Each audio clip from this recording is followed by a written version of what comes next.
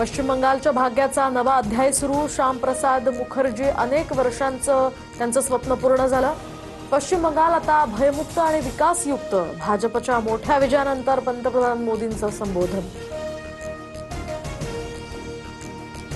पश्चिम बंगालसह तामिळनाडू आणि केरळमध्ये सत्तांतर. भाजप पहिल्यांदाच बंगालमध्ये सरकार स्थापन करणार, तर केरळमध्ये काँग्रेसच्या हाती सत्ता. शिवाय तामिळनाडूमध्ये थलापती विजयच्या टीव्हीकेचा मोठा विजय. पश्चिम बंगालमध्ये कमळ फुललं. भाजप 200 पार, तर ममता बॅनर्जींच्या पक्षाचा पराभव. तृणमूल काँग्रेसच्या वाट्याला फक्त 81 जागा. पश्चिम बंगालच्या भवानीपूर मतदारसंघाची मतमोजणी सुरूच. 16व्या फेरीमध्ये ममता बॅनर्जी पिछाडीवर, तर शुभेंदू अधिकारी 563 मतांनी पुढे. तर 20व्या फेरीनंतर चित्र स्पष्ट होणार. तामिळनाडूमध्ये थलापती विजयचा टीव्हीके सर्वात मोठा पक्ष. डीएमके सत्तेबाहेर, तर स्टॅलिन यांचा पराभव.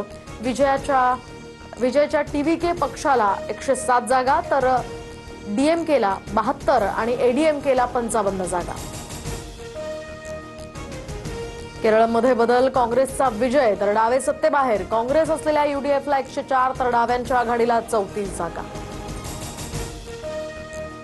आसाममध्ये भाजपची हॅट्रिक. काँग्रेस पिछाडीवर, तर 101 जागा मिळवत हेमंत बिस्वा सर्मांनी गड राखला.